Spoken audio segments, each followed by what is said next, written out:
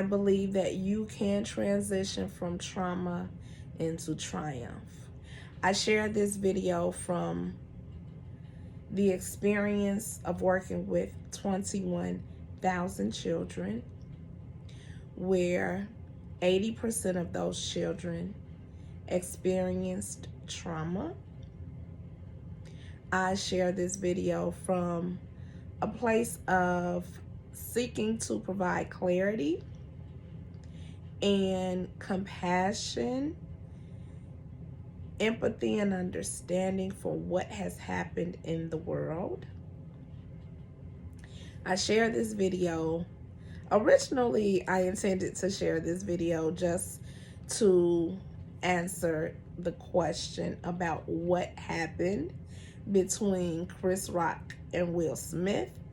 And I was going to answer that question with my friends and family because literally every day since the slap heard around the world happened, I've received a phone call from someone discussing the subject. Honestly, I thought it would have gone away by now. We're at April 14th, 2022 at the time of this video, and people have not stopped talking about it. And so I am sharing this video because I'll be sending it as my answer, because I don't think I'll have the time, if you will. I don't have a lot of extra time to talk about the same things over and over. And so I do want to share some clarity because of the experiences that I've had in my life.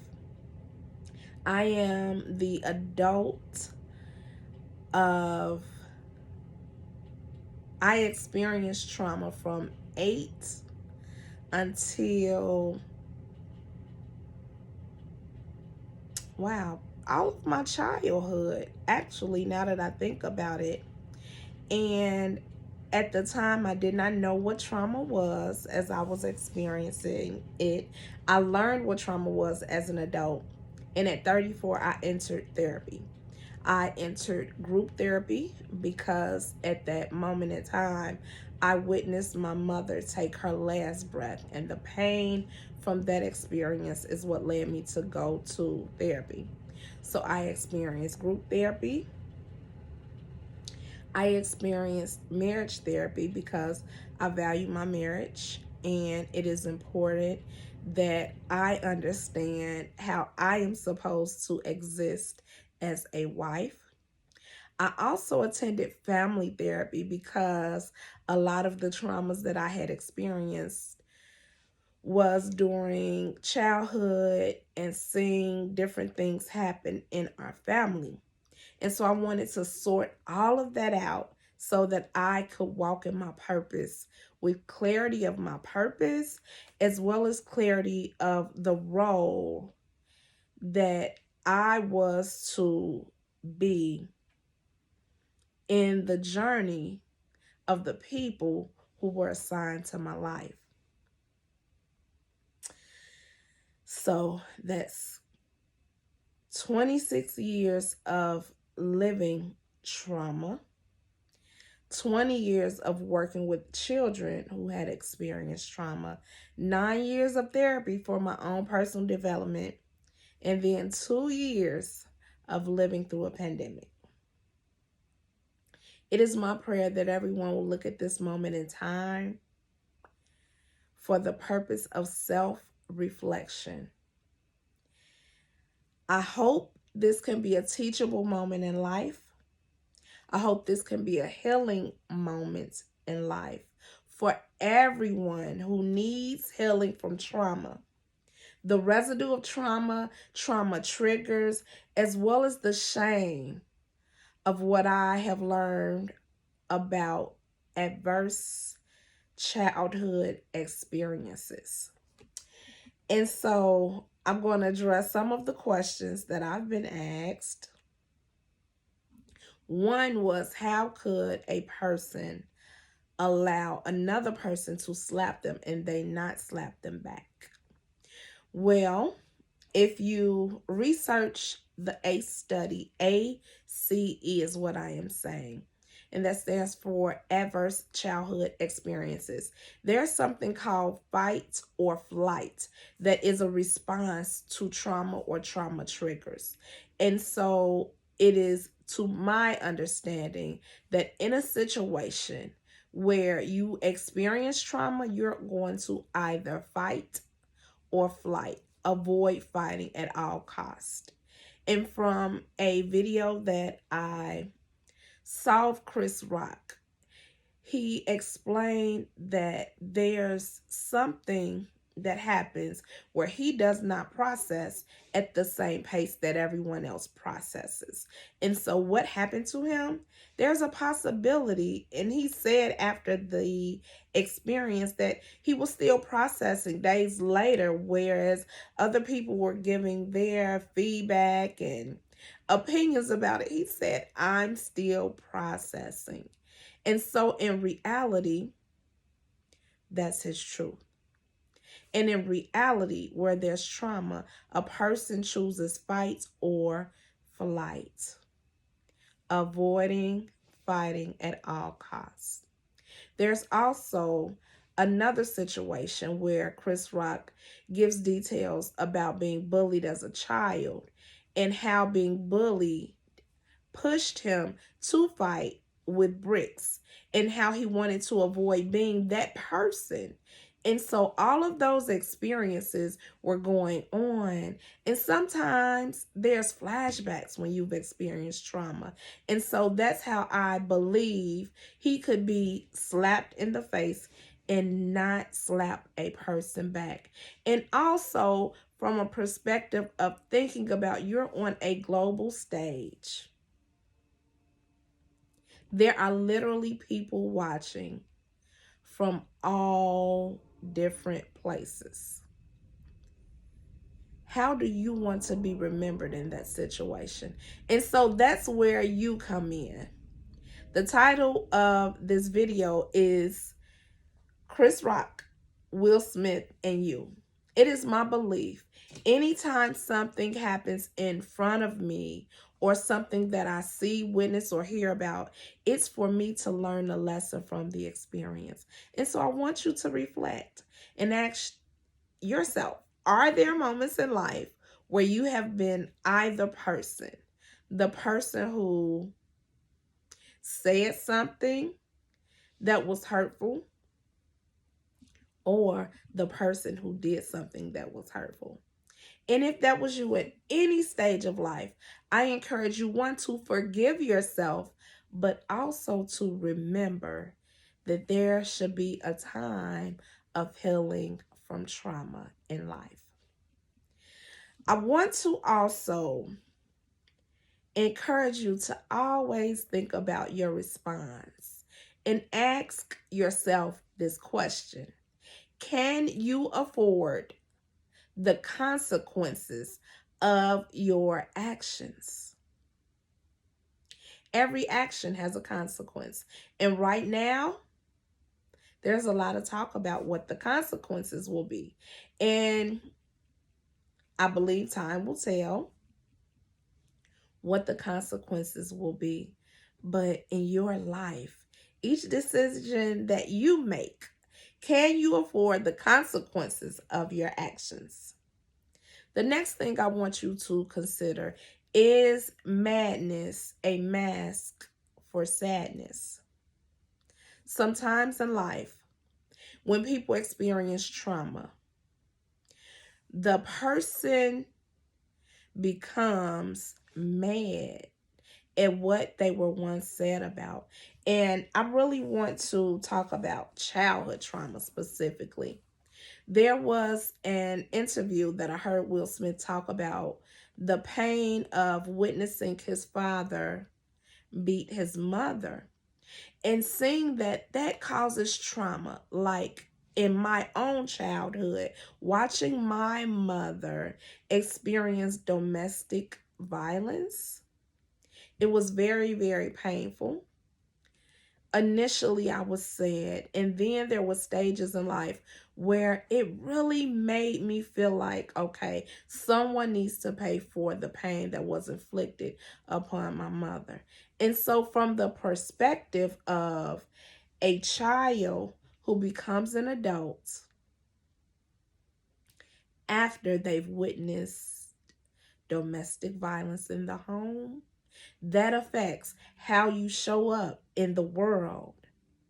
And so, anyone who experienced childhood trauma, domestic violence, once again, I encourage you to seek help in the form of counseling, therapy, group support, so that your heart heals fully from those experiences. And always ask, is this madness a mask for sadness?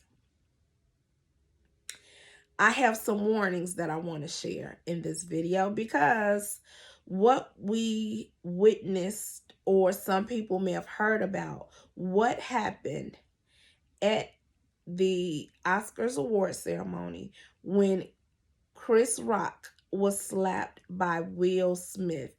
I kept saying, like, is this real? Or is this a skit?